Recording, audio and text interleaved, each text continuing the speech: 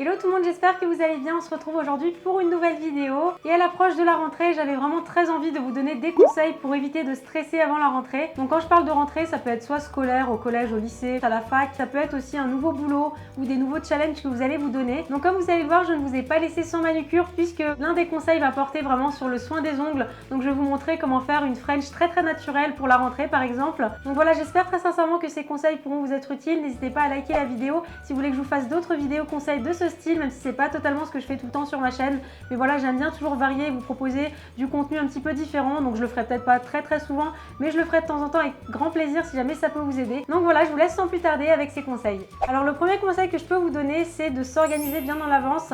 Moi je sais que quand j'ai un planning un petit peu chargé, j'aime bien vraiment imprimer par exemple tout le calendrier du mois. Vous pouvez en trouver également sur internet avec des jolis dessins. Mais ce qui va vraiment le rendre joli et ce qui va vous motiver, c'est tout simplement de coller des petits stickers, de coller des masking tape pour marquer les dates importantes. Par exemple, à telle date, il faut que je commence à acheter tout mon matériel pour la rentrée. Donc moi vraiment, pour être très organisée, c'est simple, j'imprime mon petit calendrier et je le rends vraiment joli. Je fais des petits dessins, je colle des autocollants pour rendre vraiment la chose joyeuse et me dire que voilà, c'est clair, les choses sont colorées, les choses vont arriver telles qu'elles sont sur mon calendrier et comme ça, vous n'avez pas de mauvaises surprises et les dates ne prennent pas de place dans votre tête. Vous n'avez pas dans un coin de votre tête, ah oui, il y a ça qui s'est rajouté, il y a ça, ah mais non, faut pas que j'oublie ça. Voilà, comme ça, tout est clair, tout est joli, tout est coloré. Moi, je sais que ça m'aide beaucoup à m'organiser. Un autre conseil également, c'est la veille de la rentrée, c'est de préparer votre tenue. Alors, ça peut paraître être un truc vraiment ballot, mais moi, je sais que quand j'ai des soirées un petit peu stressantes ou des événements, si je m'organise pas à l'avance, je vais juste mettre 30 minutes, 1 heure à choisir ma tenue parce que je vais tout en essayer une par une. Je ne sais pas si vous avez déjà fait ça, dites-moi dans les commentaires, mais il y en a juste partout. Il y a des robes de partout, je cherche des collants de partout, je fais plein d'essayages et au final, il n'y a rien qui me plaît. Et juste, je suis pressée par le temps et je finis par trouver une tenue en dépit de tout, mais qui ne me plaît pas forcément. Donc voilà, si jamais ça vous arrive, je vous conseille vraiment de préparer votre tenue, toutes vos affaires. Si jamais vous avez écouté mon tout premier conseil qui est de s'organiser et de préparer un plan, rajoutez un petit autocollant ou dessiner, je sais pas, une petite robe et marquez tout à côté, préparer sa tenue pour la rentrée. Et du coup, croyez-moi, ça vous aidera vraiment le matin quand vous allez rêver de juste avoir à enfiler la tenue que vous avez mis. En plus, vous aurez eu le temps de vous préparer à la porter et du coup, vous serez en confiance, vous serez confortable dans ces vêtements. Donc voilà, prenez des vêtements dans lesquels vous vous sentez à l'aise et surtout préparez-les, je trouve que c'est super important. Un autre conseil que je peux vous donner et qui fonctionne vraiment pour moi, c'est la visualisation positive. Alors qu'est-ce que c'est? C'est comme son nom l'indique, c'est de visualiser les choses de façon positive. Dans l'inverse, ce serait de se dire demain c'est la rentrée, ça va être la cata, je vais pas m'en sortir, je vais bafouiller, je vais pas réussir. La visualisation positive, c'est tout le contraire, c'est fermer les yeux, prendre le temps pour soi, respirer calmement. Et c'est vraiment s'imaginer les événements comme elles pourraient se passer au mieux. Se dire demain voilà, c'est la rentrée, tout va bien se passer. Je vais me réveiller et je vais vraiment partir sur un bon pied. Je vais retrouver des personnes que je connais, je vais leur dire bonjour, ça va me déstresser. Je vais être dans une classe dans laquelle je vais me sentir confortable. Je vais retrouver des personnes mais je vais aussi faire de super rencontres. Cette année, je vais repartir sur de bonnes bases et tout va très bien se passer. Je vais améliorer ma moyenne dans des matières où j'arrivais pas forcément avant. Et du coup, ça va débloquer quelque chose en vous qui va faire que vous allez être plus rassuré. Donc voilà, je sais que moi, c'est quelque chose que je fais de temps en temps quand j'ai peur pour quelque chose. Et en fait, le négatif entraîne le négatif comme le positif entraîne le positif. Donc voilà, pensez les choses positivement. Peut-être sur le coup, vous allez vous dire, mais enfin non, je dis tout ça, mais j'y crois pas une seule seconde. Mais croyez-moi que dans votre inconscient, ça va vraiment travailler et ça va bien se passer. Un autre conseil également, c'est de se dire que la rentrée, c'est quelque chose qu'on a fait l'année dernière, l'année précédente, encore l'année précédente. Et finalement, c'est quelque chose sur lequel on s'en est tous sortis indemnes. Et puis à chaque fois, on se dit, j'aurais pas dû stresser autant. Finalement, c'est passé. Une petite anecdote là-dessus d'ailleurs, c'est quand j'étais à la fac, en fait, du coup, quand il y avait des examens, j'étais vraiment en train de stresser. Et en fait, ce que me disait mon chéri et qui me rassurait vachement et du coup que je veux partager avec vous, c'est de se dire que finalement, le temps, c'est quelque chose d'immuable. Le temps va passer, les heures vont passer. C'est de se dire que quoi qu'il arrive, dans 10 heures, l'événement sera terminé. Et c'est quelque chose de soulageant, je sais pas, ça peut paraître bête, on sait tous que le temps passe au final et que voilà.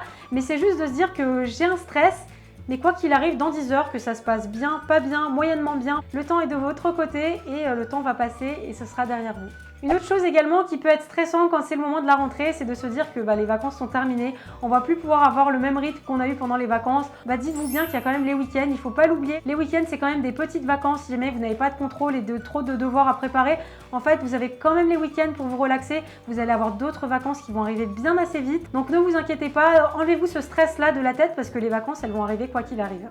Dites-vous bien également que le moment de la rentrée, c'est également le moment où vous allez revoir vos amis, vos collègues si jamais vous êtes au boulot. Donc c'est quand même quelque quelque chose d'assez positif parce que souvent on se fait une sorte de petite famille. Moi je me souviens qu'au lycée, au collège, j'avais mes amis que j'aimais bien et j'étais très contente de les retrouver à la rentrée, de savoir comment s'étaient passées leurs vacances et tout ça. Et c'est vrai que maintenant avec le recul, quand je repense à mes années collège, lycée, les meilleurs souvenirs que je garde au final c'est pas forcément mes vacances, même si j'en garde des bons souvenirs, mais quand je revois par exemple ma meilleure amie, les souvenirs qu'on se rappelle au final c'est pas forcément les moments où on était en vacances, c'était plus quand on était avec tel prof et qu'on avait fait ça, quand après l'école on avait fait ci et ça, c'est vraiment tous ces moments là qui ressortent. Donc voilà, croyez-moi, c'est vraiment des très très bons moments que vous êtes en train de passer et que vous allez passer. Un autre petit conseil également que je peux vous donner, et là ça rejoint complètement le thème de ma chaîne, c'est de prendre soin de vous un petit peu à l'avance, de façon à être confiante le jour de la rentrée. Donc ça je pense que sur YouTube vous pourrez retrouver des petits lookbooks, des maquillages de rentrée, des choses assez naturelles, assez fraîches pour repartir sur de bonnes bases.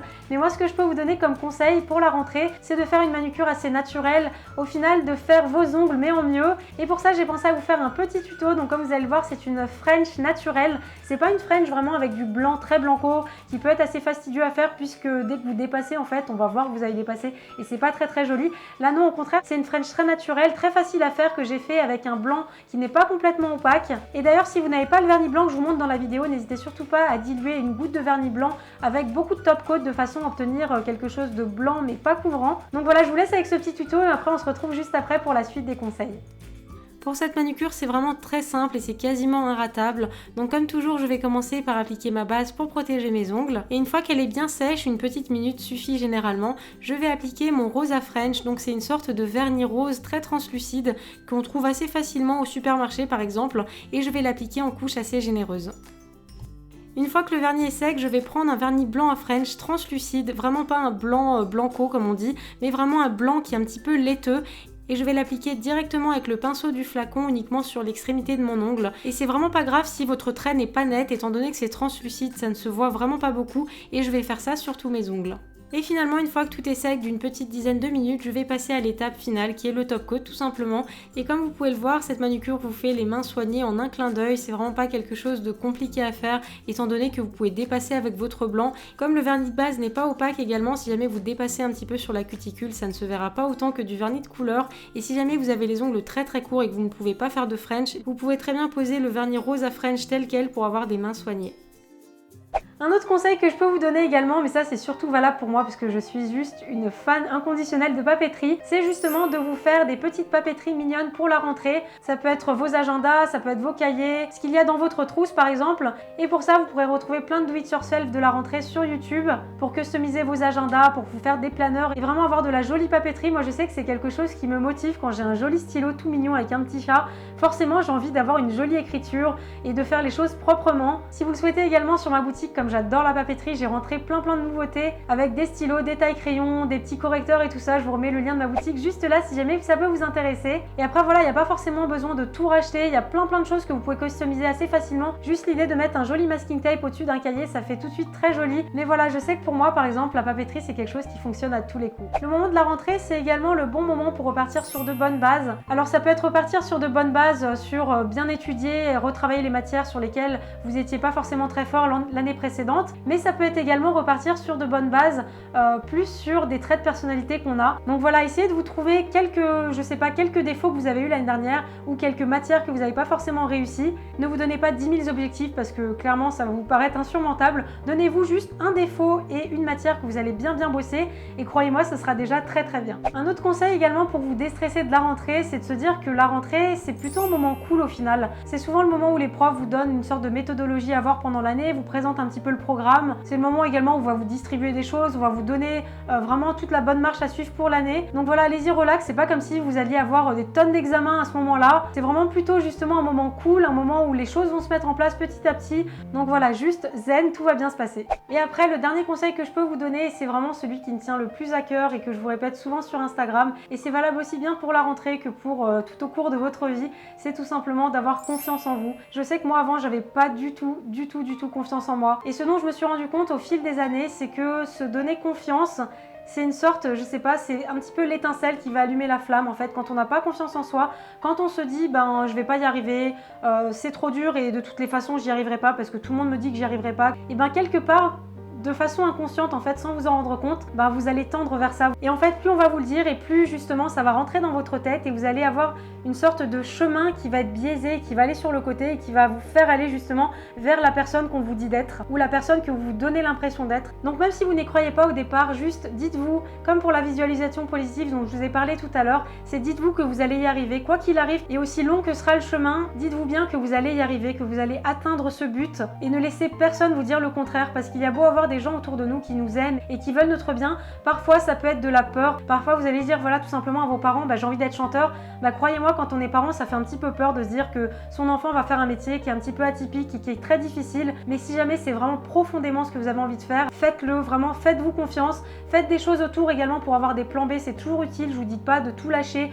et de faire ce que vous avez envie, mais dites-vous bien qu'à la fin c'est votre but et que vous allez y arriver à la seule condition bien sûr de donner le meilleur de vous-même, de donner toute votre énergie pour y arriver. Quand je vous dis d'avoir confiance en vous, c'est pas juste dire un jour je serai chanteur et je vais y arriver tout simplement, ça va me tomber tout cuit dans le bol, c'est pas ça que je vous dis, c'est vraiment de donner le meilleur de vous-même et surtout de vous mettre dans cette dynamique qui vous fera atteindre vos objectifs. Mais voilà, en tout cas, sachez que moi je crois en vous très sincèrement, je sais que vous allez y arriver. Je crois vraiment qu'on est tous faits pour quelque chose, on est tous doués dans, quelles que soient les compétences qu'on a, on a tous quelque chose. Et après, c'est assez dur de savoir dans quoi on est confortable. Mais voilà, moi j'ai vraiment confiance en vous, je sais que ça va bien se passer.